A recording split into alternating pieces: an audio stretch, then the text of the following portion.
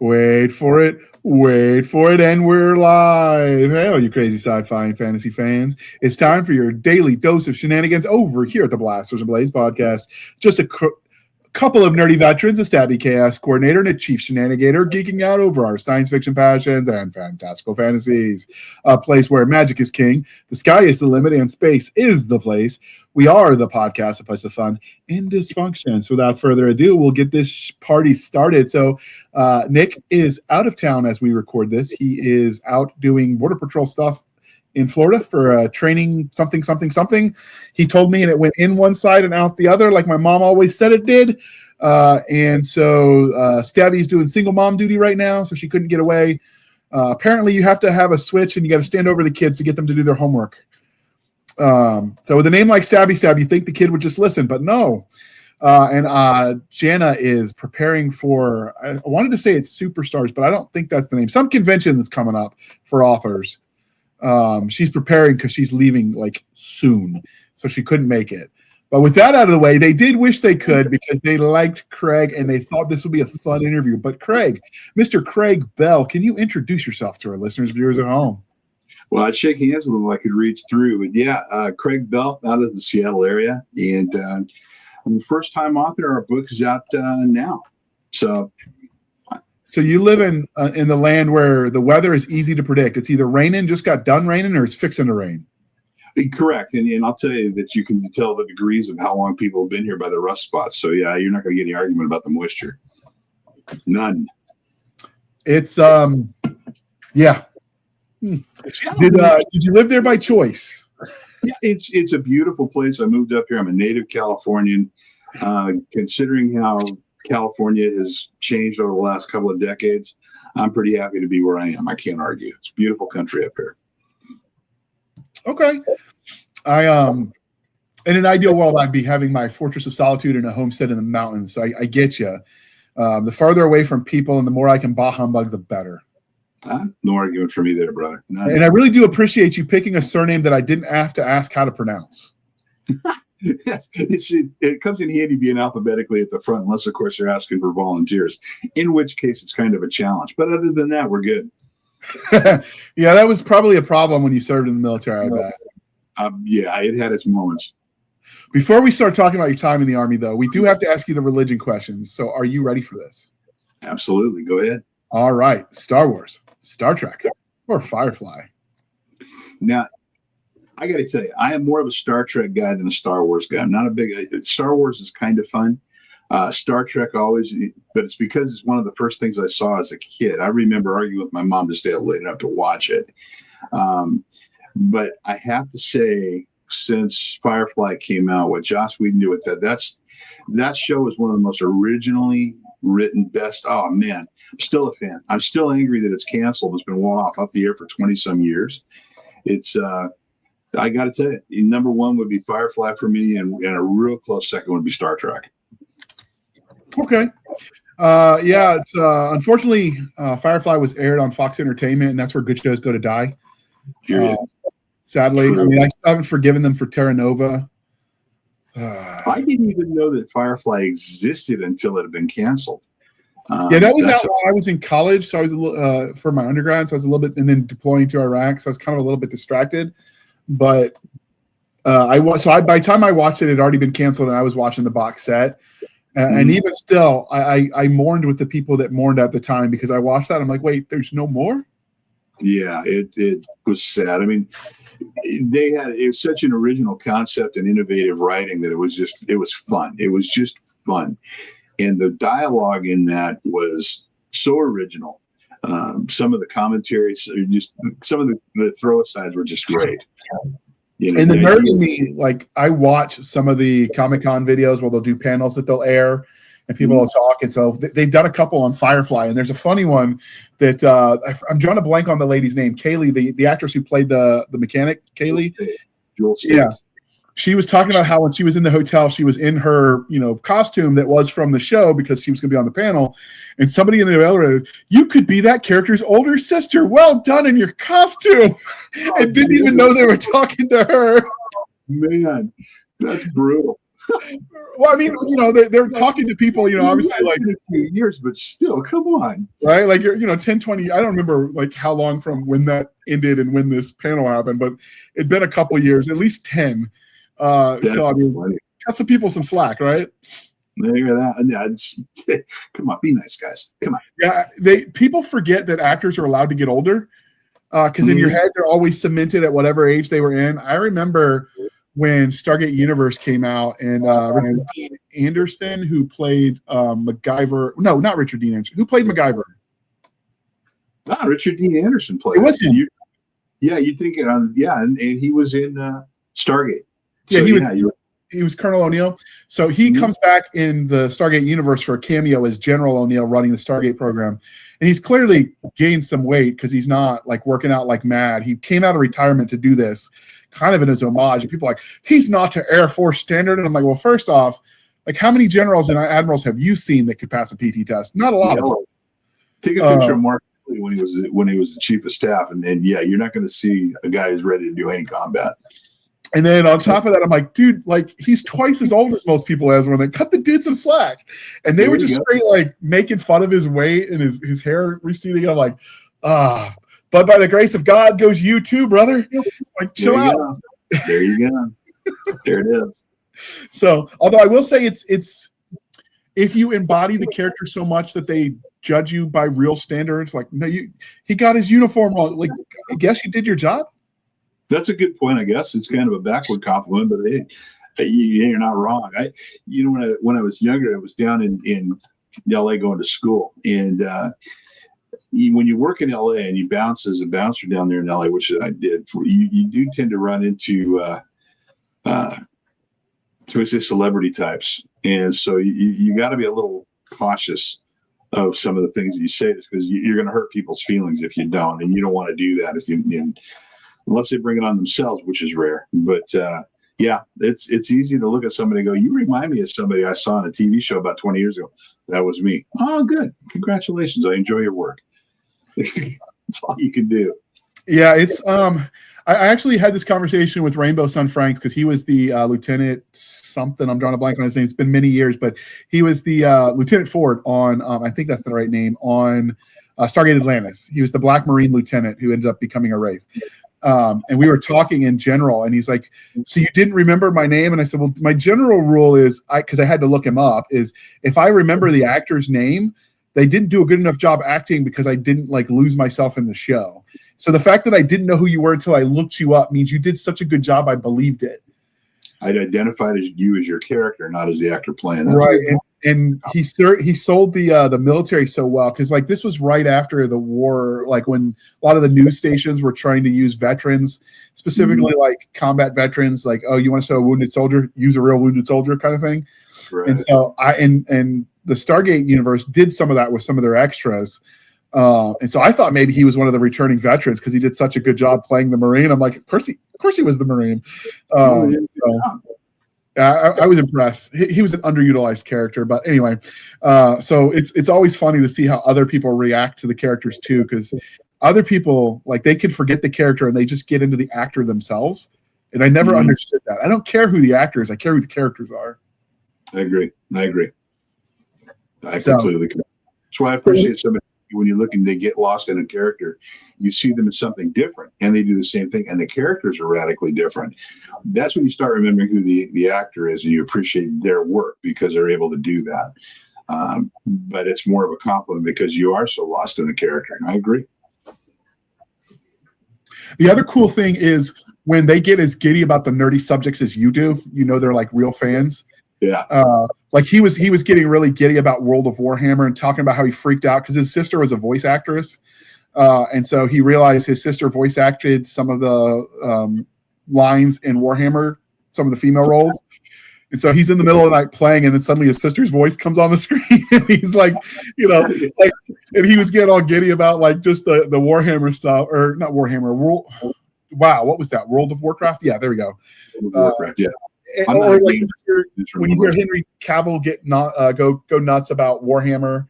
The Witcher too. So I mean, he played the guy that he loved. He loved the character. That's why he got kicked off the screen. Why he ended up leaving it, wasn't it? Yeah, because he was too much of a stickler for the lore. Yeah, he wanted to stick to canon, and the other guys wanted to go out and play for a while, and he not having any of it. So, but I appreciate that when the actors are as big of fans as we are. Like, that's always cool. It is cool. Because most of the time, that you get the idea that actors are the bougie types who just look down their noses at you. So when they're as nerdy as you are, you're like, my people. There's some truth to that, man. No, there is some truth to that. There were a couple of guys who were regular actor types we'd run into when I was bouncing in LA. And a couple of them ended up being like drinking buddies. They'd hang around the place and just another guy. Very familiar face sitting there with you, but just another guy. Stabby's one of those ones that does it. He gets as nerdy about all the nerd stuff as anybody else if you see him. That's fun. That's fun. All right. Because we are polytheistic here at the Blasters and Blades podcast, Game of Thrones, The Wheel of Time, The Chronicles of Narnia. Game of Thrones. And I'm still pissed about the last season. So, yeah. So I'm guessing you mean the TV show and not the book. Correct. The book is phenomenal, and I would compare them to A Wheel of Time, because the Wheel of Time series, I love Jordan's work. Love that writing on that. The depth of his storytelling and the detail and the scale, the epic scale of how he wrote was incredible. Really enjoyed that. But yeah, Game of Thrones is something that I got taken by surprise more than once in the writing by something that happened, which is rare. You know what I mean? You don't see it coming. It's kind of interesting. So hats off to both of them. They're both incredible. Well, I think Jordan's gone now, but I know that yeah, he is. George is still hanging out doing his thing. So all to the best. Keep going, man. Love your stuff. Absolutely. All right. So one of the crying shames of adulthood is we stop asking each other the important questions. And thanks to the generosity of our sponsors, we are bringing that back. And we're going to ask you, sir, what is your favorite dinosaur? That's tough, man. As somebody who just looks at the movies and all that stuff, I'm kind of colored by a lot of it. I would say that the one that was my most favorite was probably the Utah Raptor, which was the bigger version. The Velociraptor was smaller, but the Utah Raptor was like about half again the size of those. And man, that had to be scary as all get out as a creature to see flying, run around doing what it did. So I'd say Utah Raptor, definitely a raptor. Okay. Do you think they're as scary if you picture them with feathers? Because now we're starting to think maybe some of them were warm-blooded and feathered. I think they'd probably be scarier. Murder chickens. Well, you come back like Monty Python and the Holy Grail and that rabbit that killed everybody. So yeah, I guess a chicken that can do the same thing probably would be just as ferocious or scary. So it's all good. All right. So we are civilized human beings here at the Blasters and Blades podcast now. We are no longer knuckle-dragging troglodytes. So we're going to ask you, sir, coffee or tea, and how do you take it? Coffee, man. I drink it in about 20 ounces at a hit with about 4 ounces of milk or cream and a hit of the non-sugar sweetener. It's usually how I take. I'll take 2 of those in the morning just to get the heartbeat rate going up. What kind of sugar or non-sugar sweetener are you using? Splenda, usually. Oh, is it because of health reasons, or you just like the taste better? Both, actually. I know the sugar. I get enough of that in a normal diet, so I just don't want to add to it on purpose. But I appreciate the flavor better. You don't have to use as much to get as much sweet, and I'm good with that. I know people that use it because they think it's less sweet, but for me, like a lot of the artificial sweeteners have weird aftertastes. Well, I think you're right, and that's one of the reasons. The only time you'll see me doing it is when I'm drinking it with a like coffee or something that'll mask the flavor a little bit of it. If I had it in just something else, you're right. There's a chemical aspect to it that I'm not the biggest fan of. I don't use a ton of it, but it's there. I agree. I don't do the sugar. I do the sugar-free syrup with mine and just 2% milk, so I get the flavor. I don't know what sugar what sugar substitute they're using in the syrups, but for whatever reason, it doesn't give me an aftertaste. So it works for me. Found one that works. Don't break it. Do it. Yeah, if it ain't break, don't fix it.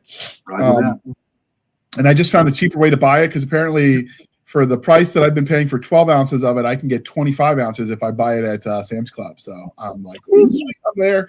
Time to stock up. There you go. Because that stuff's got a shelf life. For the end of the world. There you go.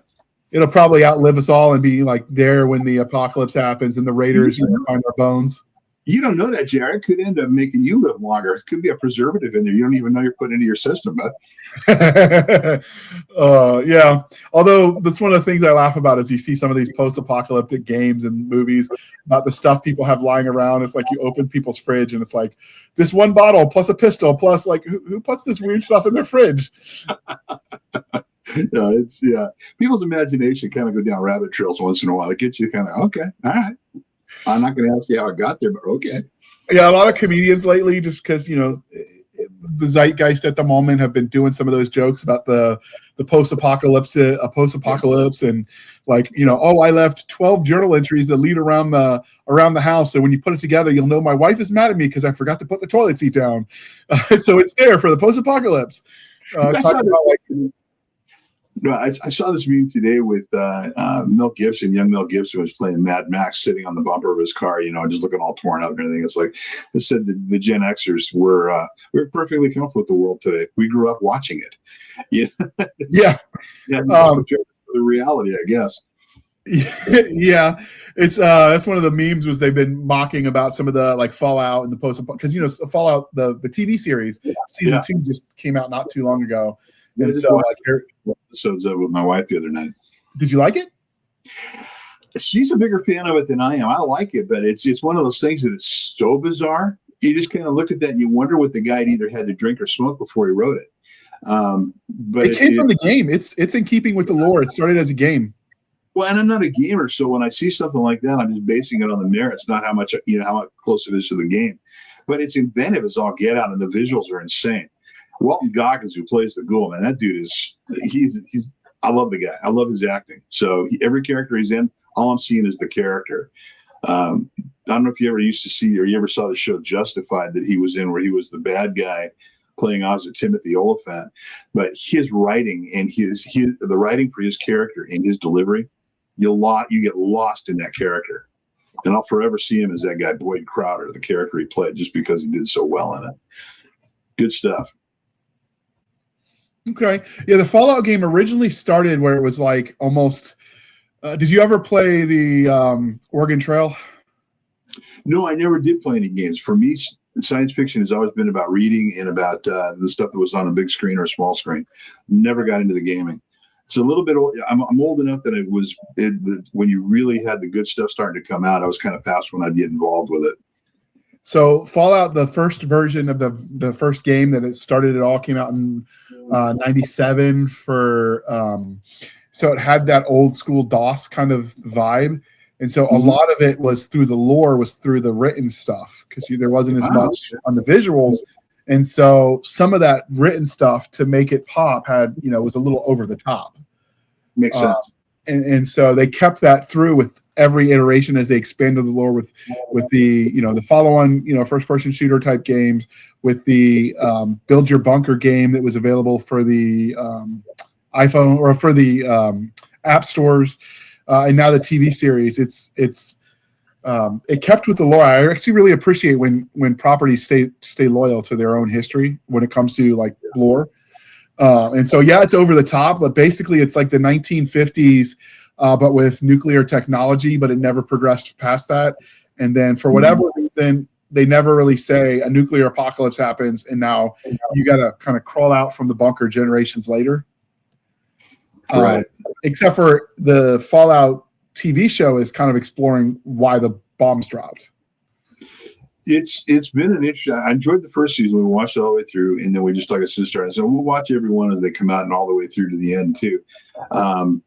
It's worth watching, just for the inventiveness and the idea itself. It's original, and I like original stuff. So it's fun. But yeah, it's a good, cool thing. I dig it, and then I like some of the they have some of the Cokes that are coming out and jokingly off of it, like Nuka-Cola is Coca-Cola.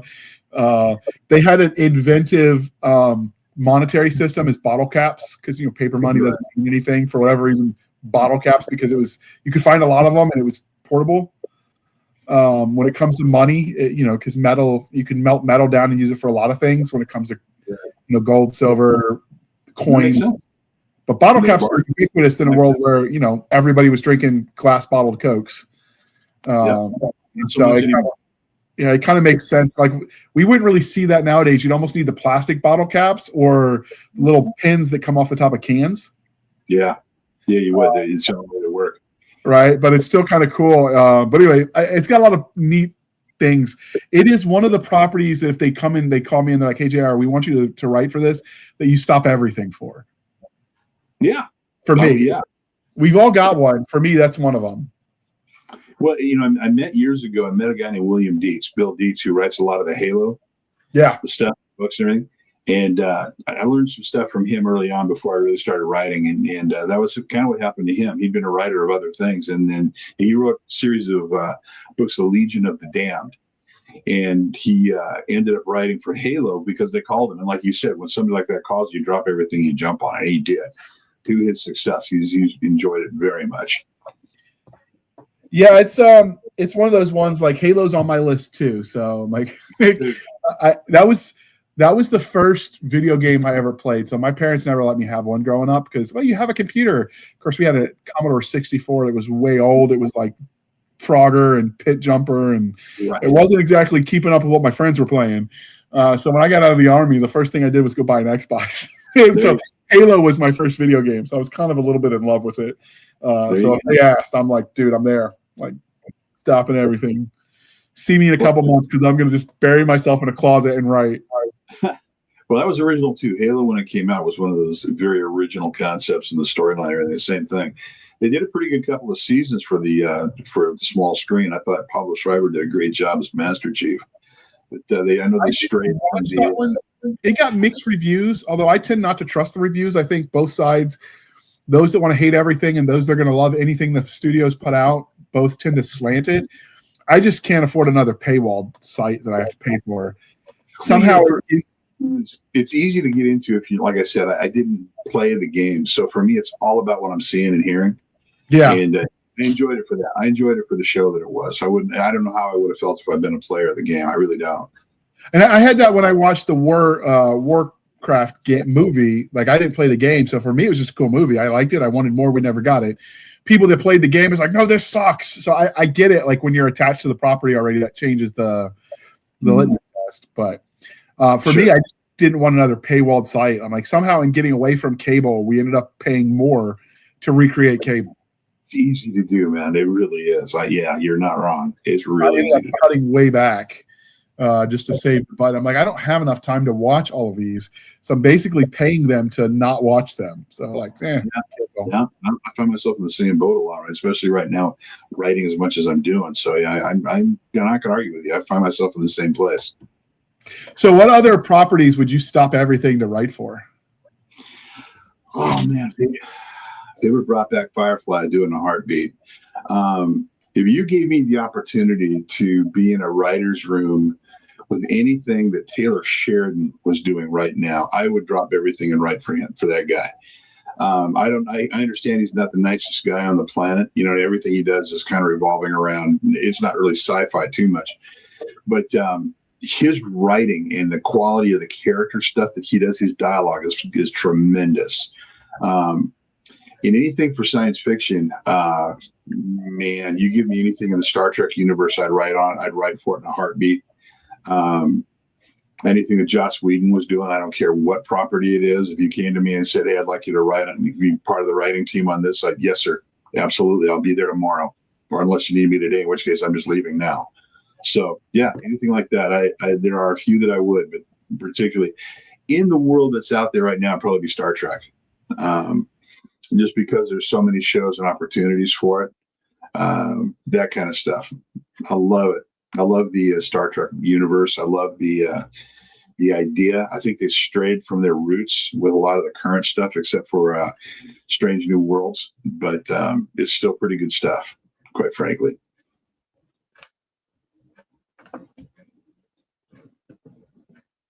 It would help if I remember to unmute myself after I start coughing.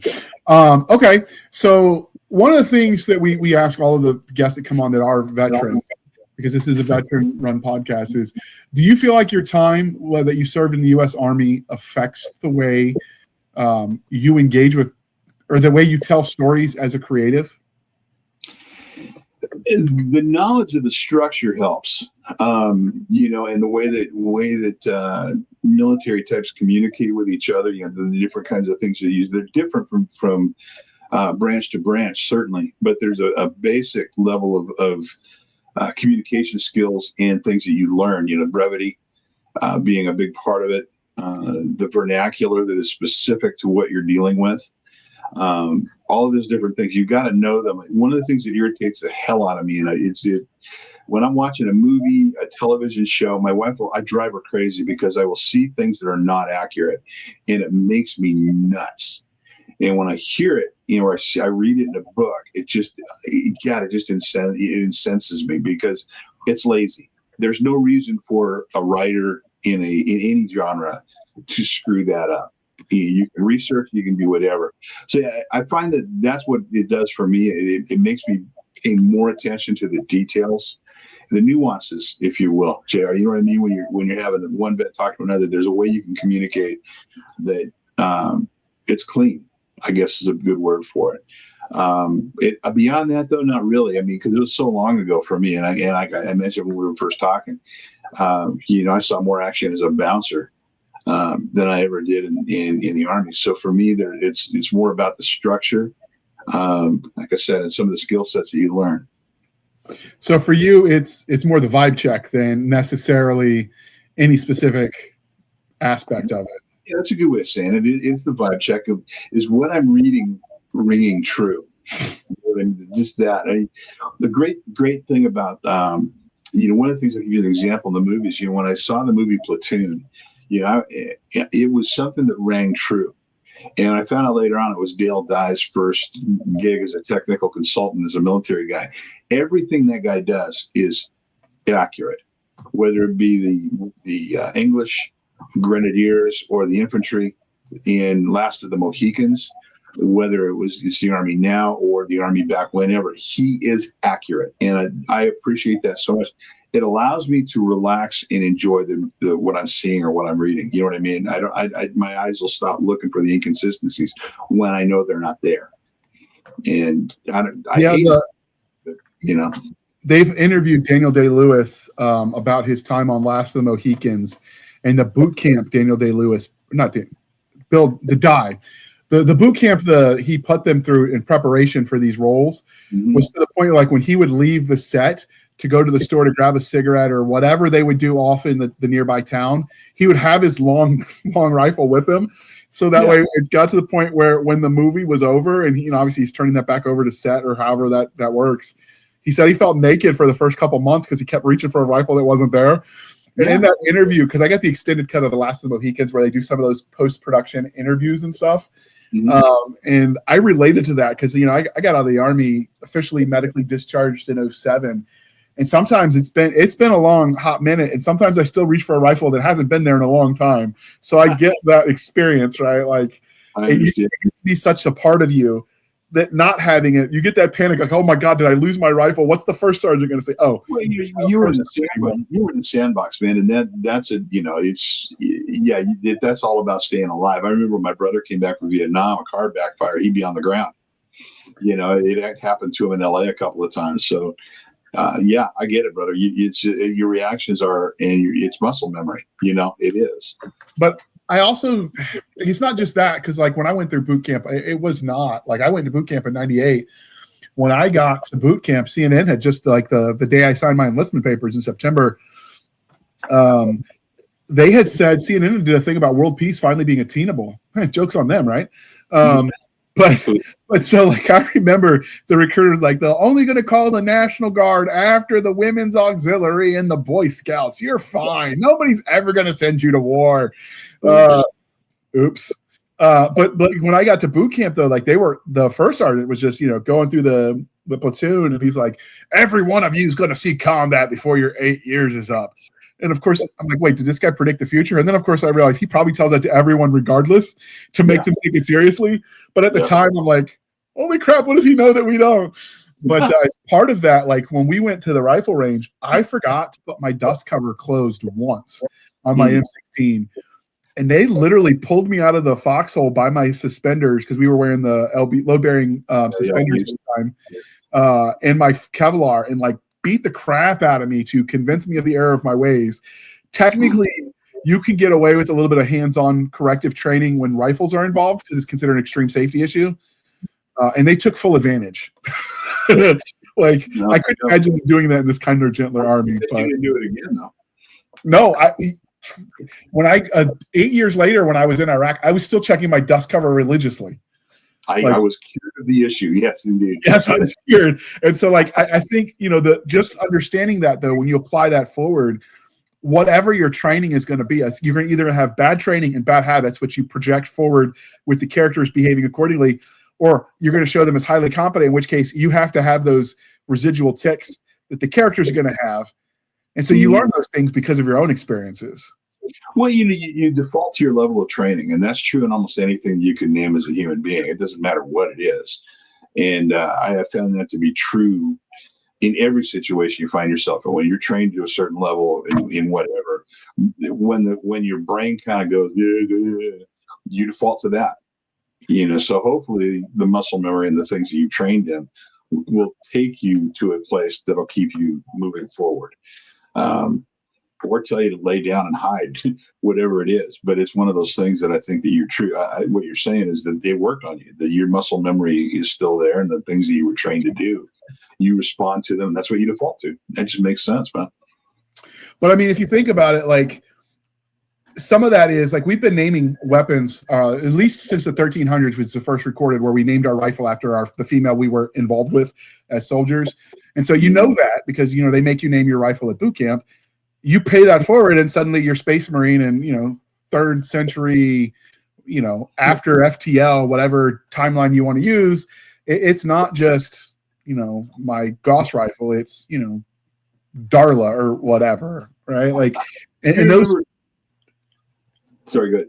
Go see those ticks, that kind of stuff that only real experience or research gives you. Because as Tom Clancy said, I don't have inside sources; I have a library card. There you go. Well, it's funny because you talk. I remember an interview that Dwayne Johnson, The Rock, did about the movie Doom. Right. I never saw it. I never played the game, never saw it. But he asked him about the weapon he carried. It was the BFG. I just started laughing because it just it's one of those things. What that is, and of course we all do. So my brain, I always laugh towards that. When I start thinking about the rifle weaponry name, I got to go to the BFG. It just, I don't know why, but my brain just goes there. So I named it when I was at boot camp, and I've written about this on my blog, but I named it after the girlfriend I had at the time when I shipped. So it started as her name, Laurel, and then it became the girl that never writes, and then the bee that never writes. And then at some point in time, I got the Dear John letter, and the Catholic priest that was assigned to the boot camp unit, just happens to be a Catholic priest, decided to come and do an exorcism jokingly. No, what was it? He blessed the weapon. That's what it was, to cure it of the bad vapors. And then we added the Dear John letter to the wall of shame where all the Dear John letters get pinned up. And I had to pick a new name because, obviously that's bad juju, right? But those kinds of things that real experience give you can translate into stories because you have real experiences. Well, and that's really true. My family, my dad was in the Navy. He was a pilot. My uncles were all pilots too. And then my brother was in the Army in Vietnam mechanized infantry, and so many of my friends and so many of my family are veterans that you grow up around them. You become part of that group of friends. One of my dearest friends in the world is retired Navy, and he's only been out for a few years. Lives up north in a city named Anacortes up north of here. We get together all the time too, and your conversation with guys that you're around that it's always real. It is. It's always, you're always able to communicate cleanly with each other. It's kind of interesting.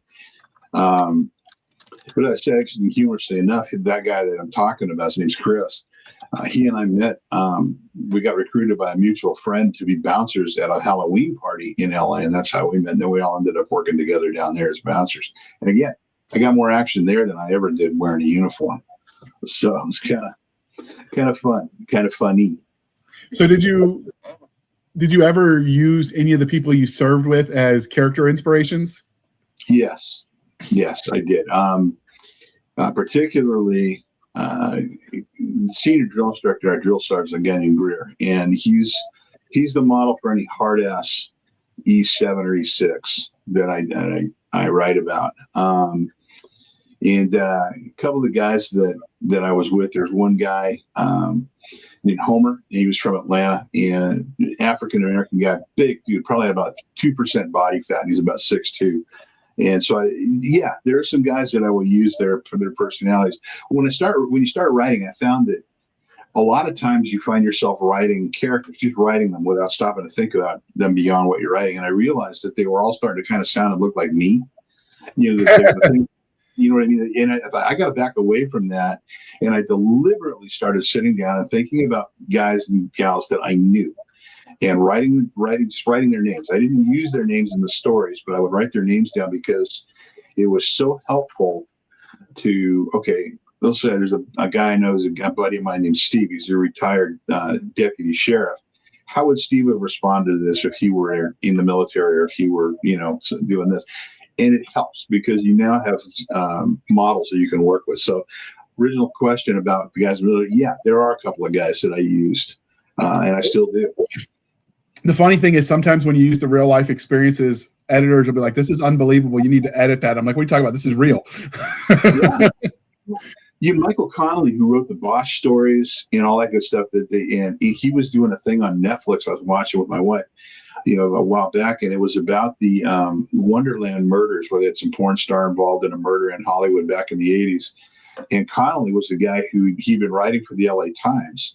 And so he kind of remembered that, and he's coming back to investigate it 20 years later or 40 years later, whatever it was. And he said he couldn't write this stuff as fiction because no one would believe it. That's true. I mean, some of the crazy crap that happens to you in real life, you'd say, if I wrote this down, no one would believe that this happened.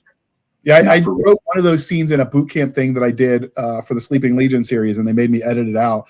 When I went to boot camp, I was 5'6". When I graduated, I was 5'9". I got to know the supply people really well because of that 3-inch growth spurt. I changed so much. My mother didn't recognize me. She just looked for white guys with glasses in the right platoon to narrow it down. But my battle buddy at the time, he had a French last name that's Le Midget, but it's spelled L-E Midget, was his last name. And he was 6'5". That's awesome, man. That's great. But so, you do the foxhole, you do the wingspan, and the way they do the depth is the armpit of the tallest guy, which means I'm standing on not one, but two of the ammo boxes so I can see over. Are you sitting on your shoulders or what? Yeah, because he was so much taller than me. It was bad enough that by the time we dug it to regulations, because he was the litmus, because you got to use the tallest person, we ended up unintentionally digging a regulation grave depth. No, geez. And so when we got rain on our FTX, it flooded us. Like we were standing in waist deep water. And so the Gideon Bible that was in his pocket got soaked. It's really thin paper, so it became pulp. Yeah. So we ended up using our foxhole, and anybody who had their Bibles damaged, we did a proper military funeral with 21 gun salutes with our blanks in that foxhole.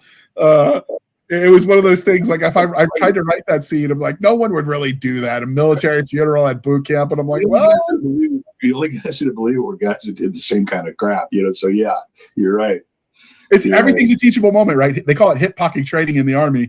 Anytime you could fit a little tidbit of something, even if it's not on the schedule, you throw it in there. And we had a grave. Why not use it, right? Well, yeah, it would kind of make sense. And of course, right. And then, of course, the chaplain's always super excited to do anything with the troops, especially he can pass on his skill set. Like he was thrilled when they called him like, hey, do you want to come teach this, military courtesy and then do at this funeral for the Bibles that we're going to be burying? Like he was more happy than we are. But then again, he hadn't spent the last week in the field. So. Well, he smelled better. Yeah, he smelled a lot better. So, all right. So we talked about how our time in the service and time as a bouncer and your time with your friends that were first responders affects. Did that time that you spent in the Army change the way you engage with content as a consumer? No, not really. Not really. Now, you grew up around it, so I imagine you already had those same. Well, it does in terms of weapons, things like that, because I'm a shooter, and so that's that. I already was, but it kind of created a lifelong love of it for me. So I do, yeah, in terms of that, it does. Consumer products, if it's veteran owned, I will prefer it over others. And I'm even willing to compromise a little bit. Like, if there's we were talking about coffee earlier, and if there's a veteran-owned coffee company that I can use their product and support them, and the coffee's okay, maybe not quite as good as somebody else's, I'm still going to go with them. I'm willing to surrender a little bit of that because I'm still going to want to support guys that wear the uniform. But that's probably I take that a little bit farther, just in general with any first responders, because I think what the firefighters, the cops, and the EMTs do. I do too. If I have a wish in life, I honestly wish I'd become a firefighter. That's one of those things that I look at those guys. I have so much respect for them. The idea totally be Mr. November. Totally. Well, it's just the one of those things. Once in a while, you kind of think about back. It's like if you had anything to do over again, what would you do? I probably would have joined a fire department. Yeah. As a young guy coming out. So once I got to college, it would have been something that I did. And I know several of them. I have a couple that I know that are they're retired EMTs, and several of the guys I went to college with became firefighters. Heck, I ran into one. He was driving a rig. He was driving an engine. And he came in on a call. My mom was injured, and I got there at the same time as the fire engine did. And I jump out, I'm running in, and this guy standing there. He looks over, he goes, "Bell?" Look at John. We hadn't seen each other in 30 years, and it was just hysterical. But I mean, it's I've always respected those guys big time. Absolutely. So obviously, we're gonna, in a second, we'll do the sponsor commercial and talk about the book that brought us here. But before we do that, like, nobody starts and says, you know what, I've never read a book a day in my life. I don't know what speculative fiction is, but I'm going to write a novel in this genre. So you started, obviously, somewhere before that. So how did you find your love of speculative fiction, and how did that lead to you writing stories in it?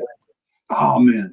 It's funny. It's my love of crazy stuff that fired the imagination started when I was just a little kid. Like I said earlier, I grew up in California as a child, and my one of our teachers took us to the Stanford Library in Palo Alto on a field trip from elementary school. And everybody's running around looking for comic books they can't find. Everyone's running around looking for young adult stuff, all this good stuff. And I found myself in the mythology section, and I picked up the Odyssey. And I guess I'm probably about 9, 10 years old. And I looked at it, started reading. I couldn't pronounce any of the Greek names, for years. Odysseus was Odysseus in my mind, because I didn't know how to pronounce that stuff. Penelope was Penelope. I just didn't know how to pronounce that. But man, I was fired up. I took that home and read it, and I was hooked. Everything I could get a hold of in mythology. And I've always been a history freak. I love history. So particularly, military history, things like that. So those are the two areas that I read to extremes. And the speculative fiction, the things that started getting me into science fiction were Star Trek. Like I said earlier, I love the science, rolling into science fiction, starting to read a lot of that along with historical fiction. And there's an author, I've been reading a lot of science fiction for years, but I never really stopped to think about writing it until about 10 years ago. And I read a book by a guy named John Ringo. And, without going into details about it, because it was a science fiction book about an interesting invasion. I realized that when I was reading what he did here, I thought, I could do this. That was really the first time I thought I could do this. I didn't know if I could do it as good as John Ringo by any stretch of the imagination, but I knew that I could tell a story. And so it just became that. Sitting down and having a beer with a buddy of mine, we started getting into a what-if conversation. Like, what if this happened? How would you respond? And one of the questions he asked was about, in one of the Ringo books, was if you lost all technology and nothing went bang anymore, and that's happened in a couple of different post-apocalyptic series or alternate history series. But you couldn't use a gun, in other words. Everything you used had to be either edged or, like a bow and arrow kind of a thing, something like that. If you had to be knowing what military would you base a military on? And, of course, my immediate response was the legions of Rome. They were the far and away the best military the world had ever seen when they came out, because they were the discipline and the weapons and the tactics. And so that's what started me writing one of the books that I have. And I started getting into some of the speculative fiction. I've written 4 books in the series that we're talking about tonight, the first book. I've written book 1 in another series. And I started writing these back, like I said, about 10 years ago. And so sometimes it takes a while to get past the mental blocks, but that's what got me started, was reading Ringo's stuff, realizing that I could tell a story too, based on what I knew, and going there. It was all about storytelling. It was all about just having fun. And that's kind of how it started here. I just, for you, how did you get started doing that kind of stuff, man? What was it that fired your imagination? So I've always been a lifelong lover of the genre of history. For me, it wasn't Odyssey, although I've read it, in the Iliad. It was Beowulf and Grendel and Gilgamesh. Third one I read. And then I read about the Spartans at Thermopylae. And I was like that famous line, "Come back with your shield or on it," which is the original OG version of Death Before Dishonor. Exactly. I just thought that was pretty badass. So I like to come and take them. Yeah, I love that attitude. Or the famous line that the movie and the Hell's Gate book made famous about, we'll fire all the arrows. Good, we can dine in the shade. Fight in the shade, absolutely. And so, I like that warrior ethos, although I always was partial to the hoplites and the phalanxes, but obviously the phalanxes are not as adaptable to terrain. They've actually been battles where the Greeks' phalanx went up against the Roman legion formation, and the legion won because it could adapt to rough terrain in ways that the phalanx couldn't. I think they learned from the phalanx. I think they took the best of it, almost like a smorgasbord. Oh, they did that with everything, culture included. So for me, I didn't start, I've always been a lover of stories. If I liked a universe, a movie, series, whatever, in my head, I knew it was good when I was telling myself what happened when the credits rolled. In my head, when I'd go to sleep, I'd be continuing the story with, obviously I'd self-insert because, that's what you do. And then I didn't start writing proper because I was doing all the academic stuff. So I was writing history term papers and whatnot, but I didn't start writing proper until I got back from Iraq. And I did a writing therapy class. The instructor was teaching at the College of William and Mary, and she was just adjunct professor there. She doesn't teach anymore because her husband was a Navy doctor, and so for her it was just personal, helping the veterans. And so she volunteered this class. I don't know if every VA does it, but they should. It's very helpful. But by doing, you're basically in the class, you're getting your trauma out by expressing it in ways that allow you to detach a little bit by doing it in fictionalized format. And so for me at the time, I wrote sci-fi because I like fantasy too. But if you know anything about combat in the age before gunpowder, it was very visceral, right? You're up close and personal, and you're looking into their eyes as you stab them. So the Romans had the killing guy, the sandals that they wore had studs underneath them. I mean, you knew that, almost like cleats. Yeah.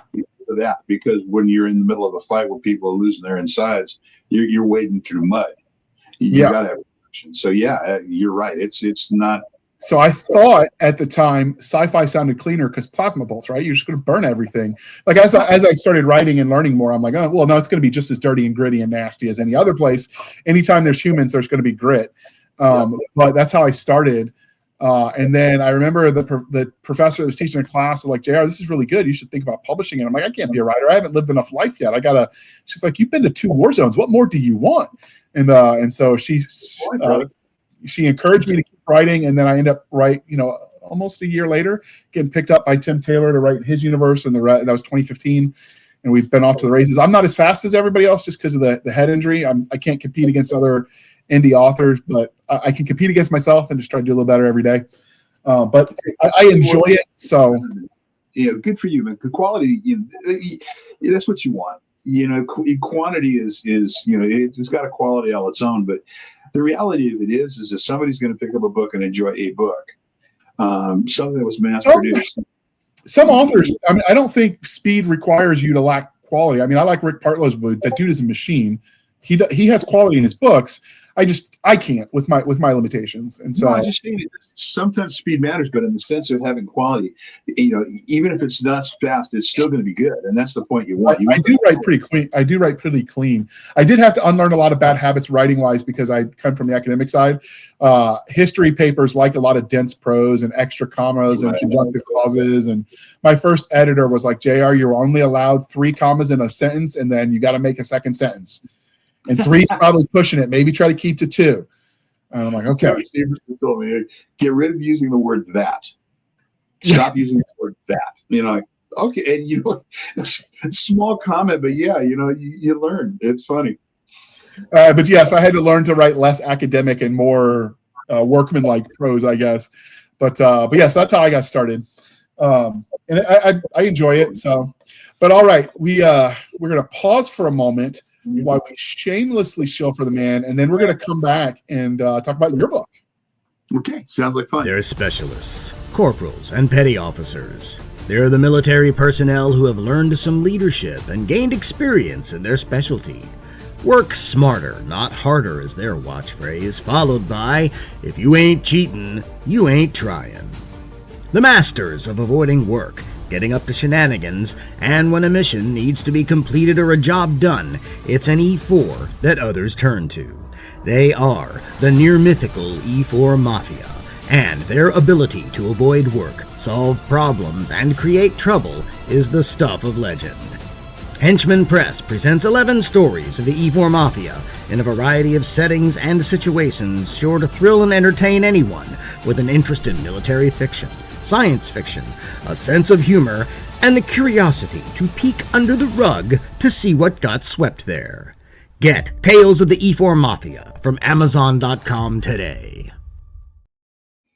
And if you like that idea, there is going to be a volume 2 coming out, different publisher, same editor, because I have a story in it.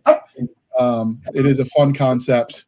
So with that out of the way, so let's talk about the book that brought us here. So Eyes in the Black is your story. It's the first book in a at least 4-book series, and you hinted that more are coming. So before we get started, because we do have parents that listen, what would you say the rating of this book is for people who are trying to determine, is this appropriate for my youngin'? Well, the concepts in it are kind of adult, but you're not going to see any kind of. There's no. It would be rated PG-13, I would think, if it were a movie. So there's some language in there because military talks a certain way, and an awful lot of expletive coloration in sentences is a normal thing. You get a lot of that. There is some violence, some of it edged, some of it not. But again, it's more of a PG-13. So it's kind of, if you're a reader where you watched Serenity, or Firefly, it's going to be along those lines with some good cuss words in there, thrown in there. They don't make up cuss words in this one. They're the real ones. So does that make sense? I mean, like I said, like about a PG-13. No, that absolutely makes sense. And I think that's fair to separate, what was shown versus what's implied, because both matter when it's parents assessing a book for their kids. I didn't check before I prepped this show. I meant to. Is this out in audiobook as well? Because I know it's ebook and paperback. I didn't check for audio. It is not. And it's one of the interesting things about, like I said, this is my first book. And so I've learned an awful lot about the process. We have the audio done, but I'm rethinking who I have had done it. And so it's one of those things that I'm not worrying about as much now. I wish I had it already out there. I will never happen again where you don't have the Audible available right when the book is released. But right now, no, it's only in the readable only formats in those formats. That's the only way you're going to have it right now. I wish it were otherwise, but it's not. That's fair. So what would give, like, if you're giving a elevator pitch or, a little bit sales pitch for this book to get someone interested, what would it be? Well, it started from the premise of what if we took a lot of the mythology that we have in lore in our civilization? Every civilization that we know of on Earth has certain things in common in terms of its boogeymen, the things that go bump in the night. One of them is a shapeshifting, like a werewolf or things like that. But one of them is a bloodsucker. One of the vampire. One of the oldest stories of a vampire actually is in Israel or Hebrew, in the early stories of the Garden of Eden. That there was another woman there named Lilith that was almost a competitor with Eve, and she became essentially the first vampire. And so this was the premise. What if there were 3 aliens that were marooned on our planet back about 3,000 plus years ago? They're advanced, they're intelligent as hell, they look like us, but they're vampiric. Now that doesn't mean that they're vampires only. They don't wear capes and hide in the daytime and all that good stuff. But they would, if they were intelligent, they would develop some of these things to scare people. If you got 10 million people around you and you're only 3 bad guys, you're going to find a way to make them fear you. And that's what these 3 did throughout history. They're long-lived. They're still around. It's the 23rd century. And now we have found them out there in our explorations as a spacefaring race now. We bumped up against them. And so now that it's war. And it's interstellar. It's on the Earth because now we're hunting. We know that they're here. So we're trying to find them here. We're trying to find them out there. And so there are kind of a 3-fingered tail here. One is the counterintelligence and hunting them on Earth. One is the Navy in space fighting them ship to ship, and the other special forces. The ground pounders are going out there and trying to see what these guys are up to. Okay, so what can you tell us about the characters, the main characters in this story? So the main character on the Navy side is a guy named Ignacio Rodriguez. He's a captain of what would amount to a heavy cruiser or a battleship, and but it's an older one. It's it's one that was probably about 30 years old when he was out there, and it's a running battle of him trying to get away from this, getting his ship away and his crew back to safety, back to where they're not being pursued. The other story, he's the main character in that. There are several secondary characters that I've had a blast with. On Earth, there's a Confederation Ranger named Scanlan who is hunting these creatures, working with the intelligence agencies on Earth. They're compromised. They have moles within them, and so they had to step outside of their normal thing to have this guy hunt.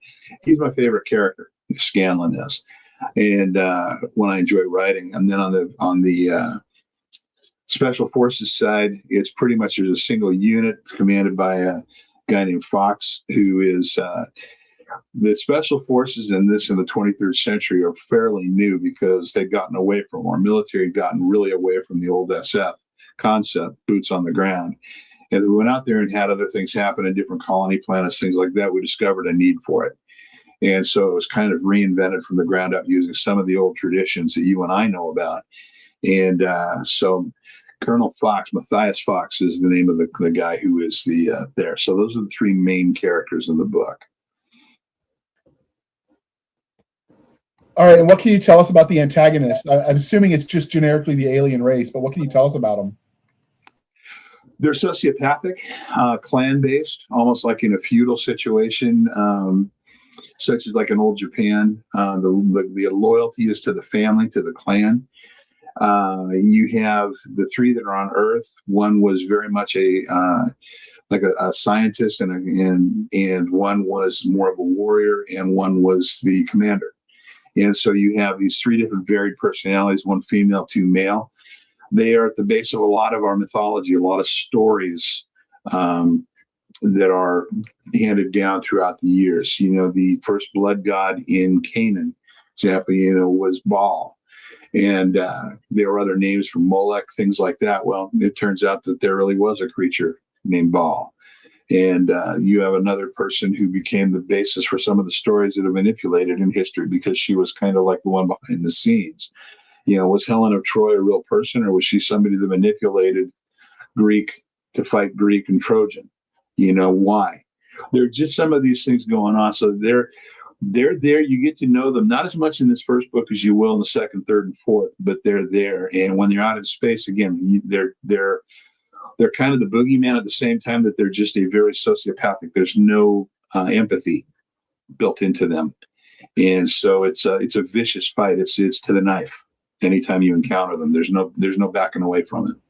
Why did you go with the sociopath? Because one of the things some sci-fi writers will do when you have an alien race, they have X trait, and all of them are just this. But we humans are humans, but there's no carbon copy where one is the same as the other than like 2 arms, 2 legs, right? 5 fingers, and whatever. So, what was it about the race that made all of them sociopathic as a trait? Well, a lot of it was just the fact that they grew up without a lot of, I guess you would say, because of the clan structure being what it was, that you put that into a place where you grow up on a planet that doesn't have a lot in the way of natural resources. So competition becomes somewhat fierce. When you're competing for food, you're competing for all the things that you need, even amongst your family members. It's awfully hard to have a lot of empathy for them. And this is kind of what you see. And the fact that at some point when these 3 explorers hit Earth, they were marooned because something happened to their race. And they were essentially reduced to the Stone Age again. And the survivors that came out of that were competitive. They were vicious. They had to be to survive. It's almost more of a survival mechanism than a genetic trait, a cultural thing. Did you address, like, that's not a survival mechanism or a genetic thing if it applies to offspring, because then you don't have the survival of a species. So is it mother to child as well? It is all aspects of their relationships. It's all about what you owe the family, what you owe the clan. It's again, you come back into a competitive situation. They can have feelings, but they're sometimes, but they're not a demonstrative thing, except in terms of competition. It's all about going to the top of the pyramid. If you're familiar with some of the feudal clans that existed in Japan, you would see that a lot of those, everything was about positioning the family for greater position within the governance of the race. Who was ascendant, who was falling, who had more of what you needed to survive, things like that. And when you put that out into a place where there's just not much of anything to survive, it does end up, you get a race that maybe looks at children as a burden as opposed to a positive. It's a different way. One of the things I tried to avoid in this was the thing that we refer to, if we're talking about, for example, in international relationships. One of the things that can happen that really cripples a lot of thinking in America is what's called man in the mirror thinking. We assume that the people we're dealing with on the other side of the conversation think the way we do, care about the same things we care about, and behave the same way given the same set of circumstances. That is flat out not true. If they owe their allegiance to a god who demands your death, one thing, then they're not going to think like you do. If they come from a place of very little into a land of plenty, they're not going to think of acquisition the same way that you and I do. This is just something that I tried to avoid, was that man in the mirror thing. I didn't want the bad guys to be caricatures, but at the same time, I wanted them to be known. And it's something that they develop even further the further you go into the story. And again, they were an interesting people to write about. They were very much an interesting people to write about. Okay, so would you want to live in the world that you created? Yes, I would. I mean, not so much on their planet, but yeah.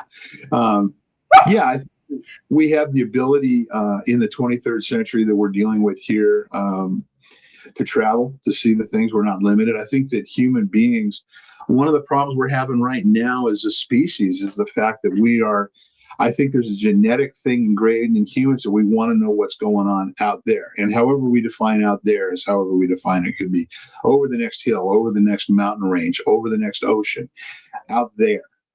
And I think that when we stopped and backed away from our space program and seeing what was going on out there and breaking some of the borders and seeing more, I think we kind of lost something. We know everything on our planet now. There was always a place for people who wanted to go explore, to see new things for them to do. And we really don't have that on our planet as much as we used to. And I think it's to our detriment. I wish that was not the case. And, in my circumstances, I look at this, I get to imagine a whole new universe and write about a whole new creation of a world that exists in my mind and flesh it out with characters and circumstances and evil and good and beauty and ugly and all these different things. Maybe that's how I deal with that. I don't know. But I do know that human beings need to have that. And in this world that I've created, we do. We have the ability to go out beyond our solar system. We have the ability to go out and explore. And I love that. I love the idea of that. It's fun.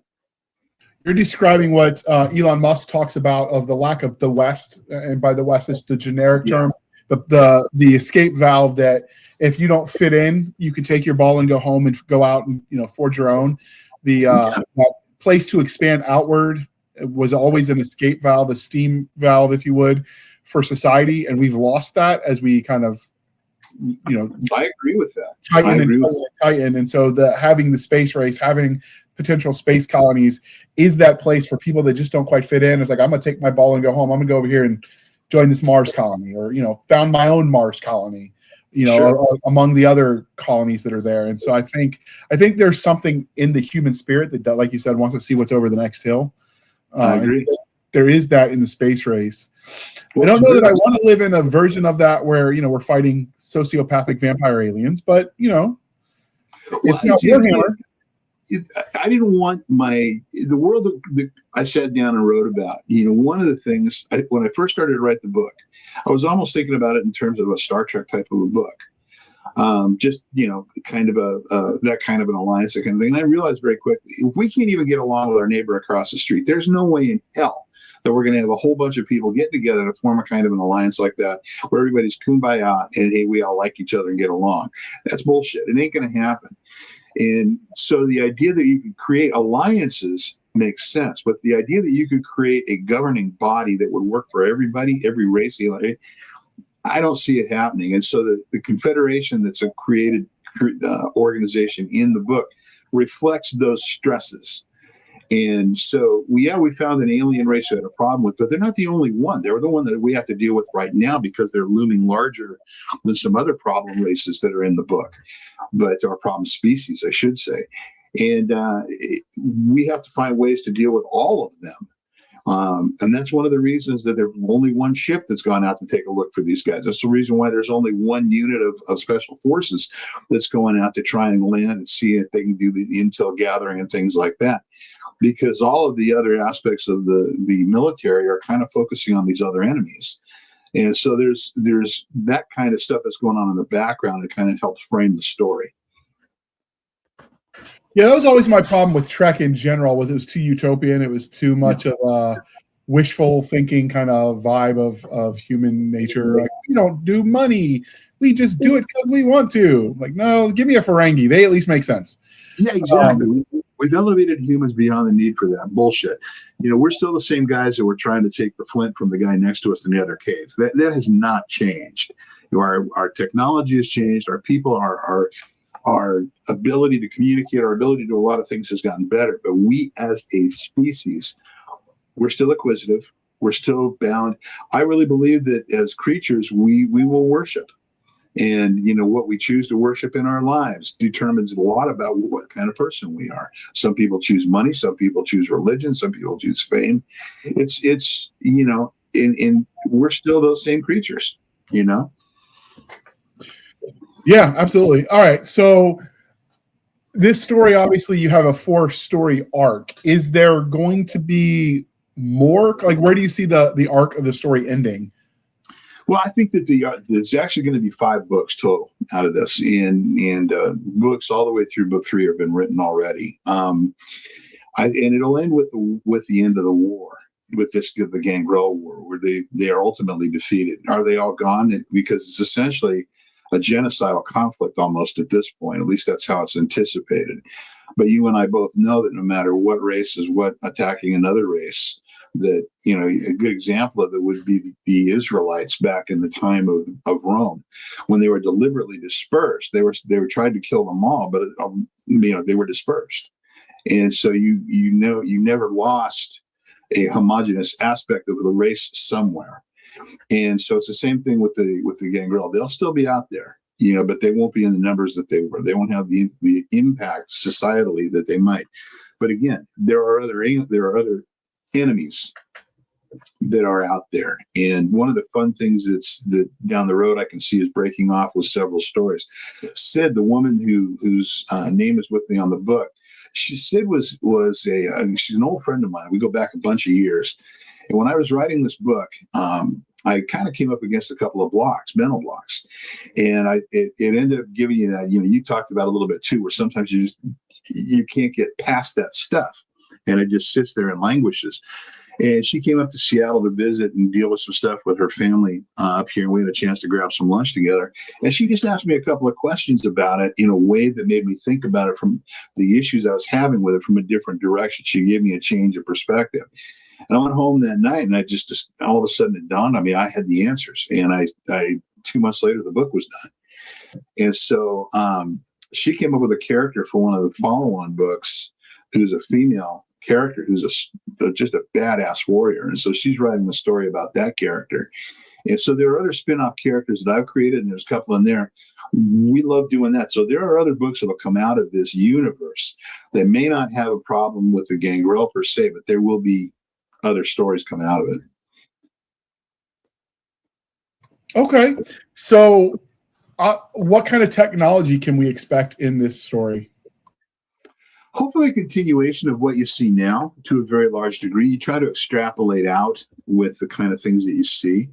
One of the characters is because of an alien virus contracted when he was a younger person, a child, out on the planet with his parents, who were their equivalent of the State Department. Representing government and negotiating like an ambassadorial position. He got this thing. He's paralyzed from about middle of his abdomen down, and there's nothing that modern science can do to fix it, even though as advanced as we were at that point. So he ultimately is fitted with an exoskeleton that is it's unnoticeable. The technology does give him the ability to wear this, and as a result of that, he's strong, he's faster than and he ends up being more than a normal human would be given certain circumstances. And he's one of the main characters in it. That's technology. You have the Navy technology that exists, which is kind of a hybrid of what you'd have seen in Star Trek, but not really. There's no such thing as a lithium crystal in this thing, and faster than light is attainable, but it's basically a power curve kind of a thing. I don't get into a lot of the quantum mechanics of it because basically I'm not a nuclear guy, nor am I a particle physics guy.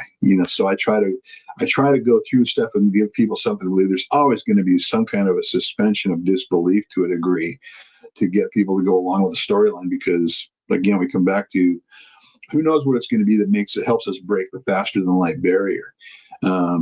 But in the thing, I've come up with a thing called an immortality drive that is talked about in there a little bit, and people can take it for what it's worth. The power that you have in terms of weaponry is an excited particle physics or a particle kind of a thing, phased excited energy kind of a deal that works in particle. There are missiles. There are still those types of things, torpedoes. On Earth, you have air cars, things that can be atmosphere, exoatmosphere, intra-atmosphere, those kinds of things. It's just what we do now, added technology writ large.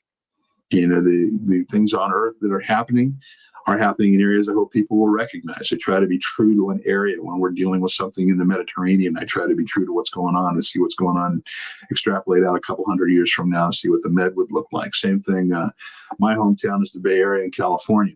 So a lot of stuff happens in and around San Francisco because it's an area I grew up with. I'm very familiar with it. I lived there a lot of my life. And so you get to see things from somebody looking at that area as what it would look like, hopefully in 200 years. It's just that kind of thing. So I don't know if that answers all the tech. When I talk about video stuff, I use TRID. Everything's three-dimensional when you're watching for entertainment. Just stuff like that, I guess. It's further extrapolated, just evolution of technologies we have it now, and a couple of jumps that take you a little further. Okay. So you talk about the guy that has the prosthetic exoskeleton that allows him to kind of live normal life, and they're actually doing some of that now. Right. With prosthetics for people that either didn't develop limbs or lost them. It's fascinating. Yeah, it is. It's cool. But you mentioned specifically that it allows him to do more than the average human. So do you delve into the concept of transhumanism then? A little bit, but it's more with him, with this particular character. It's more technology based than anything else. If he didn't have that, he'd be still back in the mech chair that he was in when you first meet him in the book. He's an analyst who becomes a little bit more operational through the storyline, but he, very intelligent young man, and but the transhuman idea of being more when you meld technology to a human being, that really doesn't occur in this stuff. It's using tech, but it's not melding with it. So you're not really having that blending per se at all. So you wouldn't consider the tech that allows him to walk again, that kind of exoskeleton, as blending? Well, again, it's a tool. It's like a prosthetic, like you said. It allows him to do something that he could not do otherwise. It does change his world. He does transform his world into something like this. And the fact that because of the way that it's built in the book and the technology that's used and the materials that are used, enable him to do more than most humans would be able to do under the same circumstances in terms of speed or strength, something like that. It transforms his world. But again, it's right now it's military tech. It's not something that's going to be out into the general public. So it wouldn't necessarily transform the race. It's anything that DARPA does right now, we might see doing something out there in the military at some point. And at some point it may reach the Joe Lunch bucket. But what DARPA has right now for the foreseeable future is going to stay within the military. And that's kind of how I treat the exoskeleton. The character's name is Harker that he has. I would, maybe this is just totally on my end, but I would say that whether it's generally, you can have transhumanism in a literature in a society that doesn't have it universal. It's more of an individual statement, and it can explore the concept even if you're talking about the progenitor of the movement. So I was asking more, do you explore the themes of what it means to be human, and do you become more than human when you add those things, not whether the culture becomes wanting to upgrade? It opens doors to him in his life that he thought were permanently closed. So yeah, there is a joy and a transformation in the character because of that. So yeah, there's absolutely that, JR. You're right there. In the second book, in the book that follows onto this one, things change for him. And I don't want to go into detail too much because you have to read the book. But the exoskeleton, it doesn't play the same role anymore. So there is some transformational things that occur to him as a result of the exoskeleton usage. But it's not a monstrous part of the book, or a big part of the book or the storyline, except that it allows him to participate in some of these things. So I don't explore it too deeply, except you'll see his joy. He'll experience his happiness, if you will, from the standpoint of his ability to now do things he was unable to do before, and actually do them even better. He remembered what it was like to run and walk when he was younger. So bringing that back to him when he thought it was forever denied him is something that I enjoyed writing and giving that character, and I think that you see the joy in that with him too. That's the one thing people don't always consider when they talk about, I don't want to say just transhumanism, but just tech in general. If you take someone who, through injury lost a bit of capability and you give it back, they remember what was there. And that's going to be a different experience versus someone for whatever freak reason was born without an arm and has no memory of having an arm. When you give that person the prosthetic arm, his experience is going to be completely different because he has nothing to compare it to. Right. And yes, exactly. And I've seen that in this, I understand that I've seen people that are given ability to be mobile when they were immobile, that kind of thing. My brother-in-law is a paraplegic, or quadriplegic, I should say. And, through an accident, and he has fought a valiant, amazing amount of fight in the guy. There's just no give up in him. And he's actually able to get up and walk around using a walker, one of the full-size body walker. He kind of leans his arms on it, and he's able to maneuver his legs again. They didn't think he'd ever be anything but bedridden, and he just has proven them wrong. And the joy he takes in the small things now is obvious, and it's really, I admire the guy. And so it's you're right. Certain things, and it was technology that helped him achieve this, and some technology and some therapy at a place up in Chicago that was able to help him to get to this point. And that is transformational. So in that sense, brother, you are absolutely right. Yeah, it's one of those things. I come up with that a lot, so it's something I think about, because everyone asks me, like, well, what's it like to be colorblind, to not see colors? And I'm like, I don't know. I've never seen them. I can't tell you what I'm missing. Yeah. And so, like, and there are glasses that supposedly let you see color, and I did research because I was going to get some, because you see all the videos. Turns out most of those videos are scam ads, and the doctors dug into it, and it's not real. I was kind of disappointed because I was like, I could buy the glasses and see color. No, it doesn't work. But I was I watched a documentary breaking that down. I was very disappointed, but it got me thinking when people talk transhumanism, is like that experience of suddenly being able to see color, or the cases where, someone who was born deaf and suddenly gets the cochlear implant, like suddenly developing what they never had versus regaining what was lost, are going to be two completely different experiences.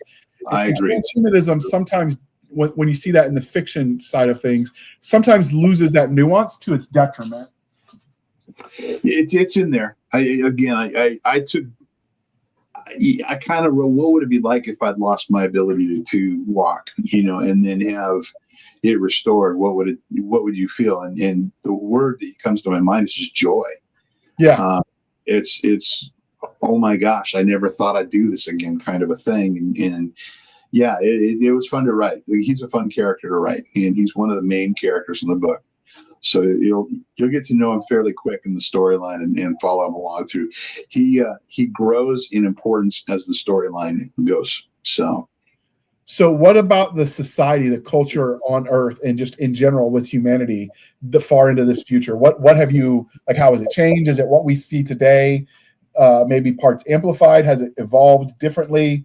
Did you go all Heinlein and reimagine everything? No.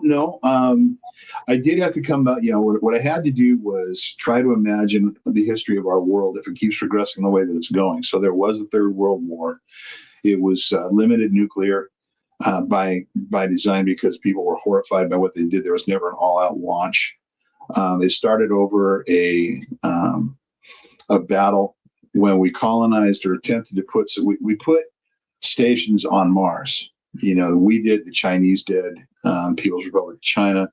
And by this time, this is probably about 60, 70 years down the road, we had actually, in North America, we had merged the United States with Canada and with Mexico and become essentially the United States of North America. That was a North American group.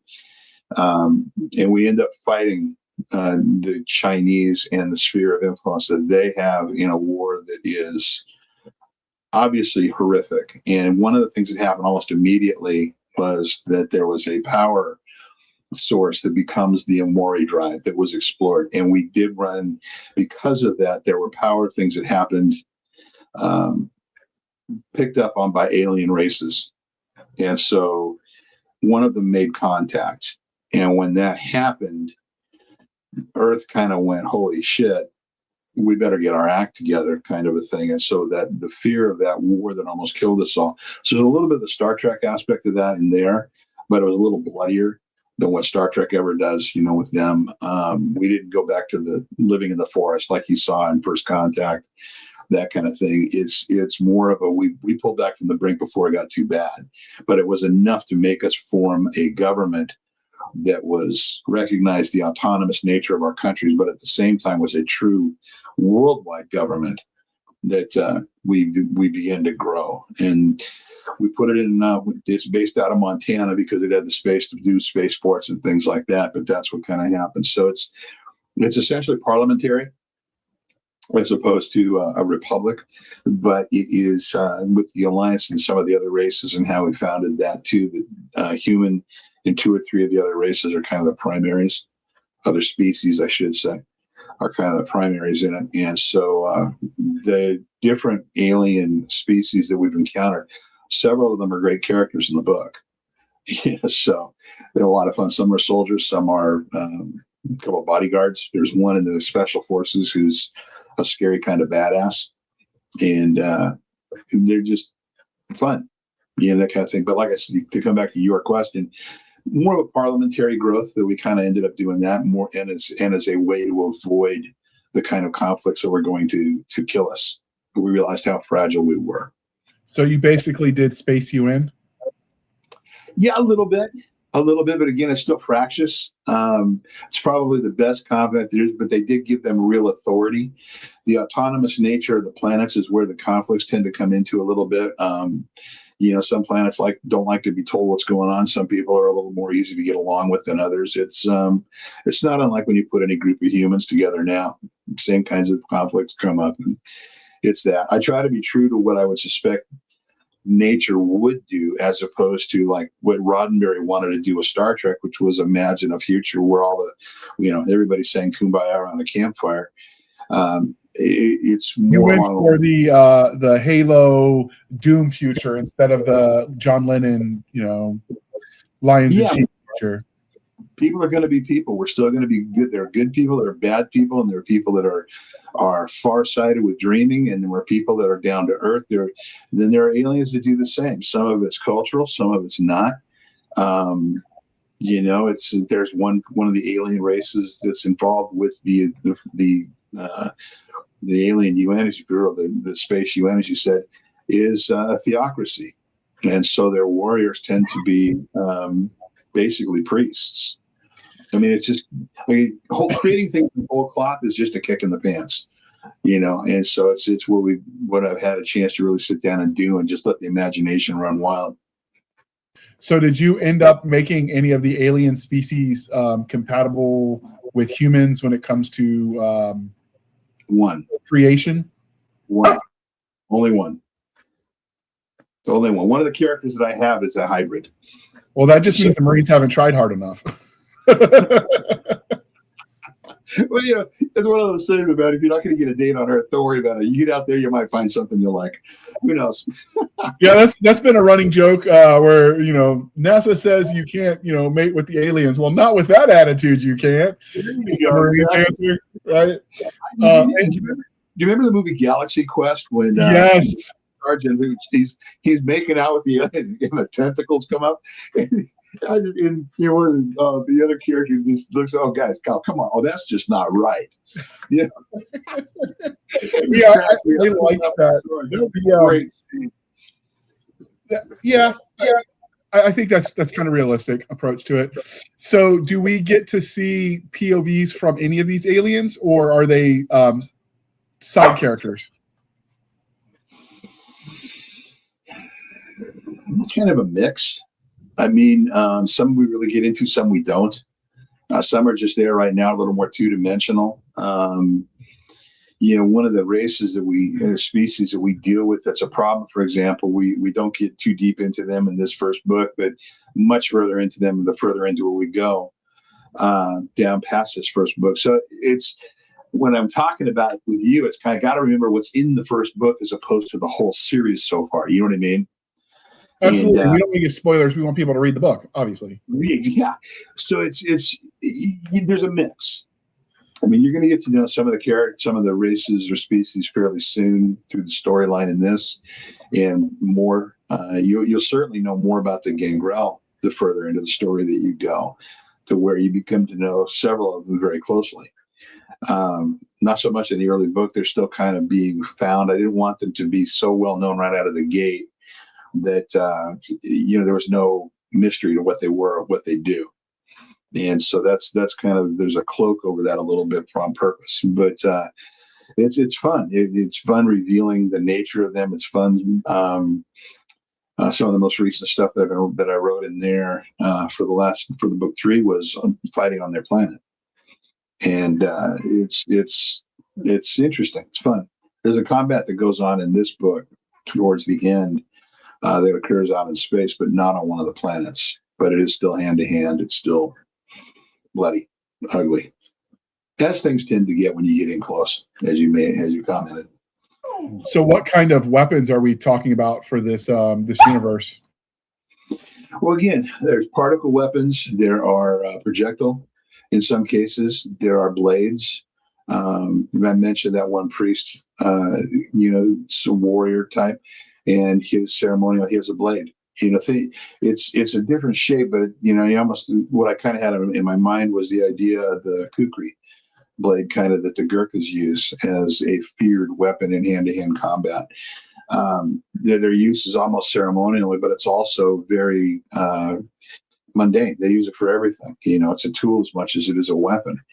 But the ship-to-ship stuff is more along the lines of the particle, the phase-excited particle stuff, missiles, kinetic weapons. Certainly kinetic, use of kinetic weapons when you're in space is a very viable thing, because you punch a big hole in a ship, they're screwed.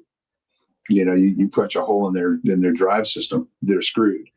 And so that's part of it as well. The tech for weaponry is that. The tech for flight is, as I described it earlier, you have all kinds of aspects of that. It's all engine driven. There's no anti-gravitic stuff that goes on. So I hope that answers what you're asking for, brother. Absolutely. What about do you have shields? So you go all Star Trek. Shields are at 90%, whatever. Yes, but it's one of the things that I found about shields, and I've used them because you'd have to have them if you're going to do any kind of fast space flight, faster than light. The idea that you didn't have some kind of a shield out in front of your ship, a particle of sand could blow your ship up. If you're traveling at any kind of great speed, any particle that you came across could destroy you. So there, by definition, would have to be something pushing it out of the way. You know what I mean? As you go through, just like the bow of a ship pushes the water from side to side, there had to be something that would do that. So the navigational shields are real things that you use. I mean, I also use it for weaponry here too. One of the things that is a conundrum for the Navy is the fact that the weaponry that the Gangrel use, number one, their stealth stuff is amazing, and it's material, not tech, that provides that stealth. It's part of the materials they had indigenous to their planet. But the weapons they use drain what they hit it becomes a problem tactically for the ships, the ship that's fighting them. The name of the ship in the book, the primary ship, is the Bunker Hill. And so she's fighting for her life, and it's hard. It's a hard fight. Okay. Well, we don't want to get spoilers. Is there anything about the Gangrel War that we didn't cover, specifically Book 1, Eyes in the Black, that you think readers and listeners need to know?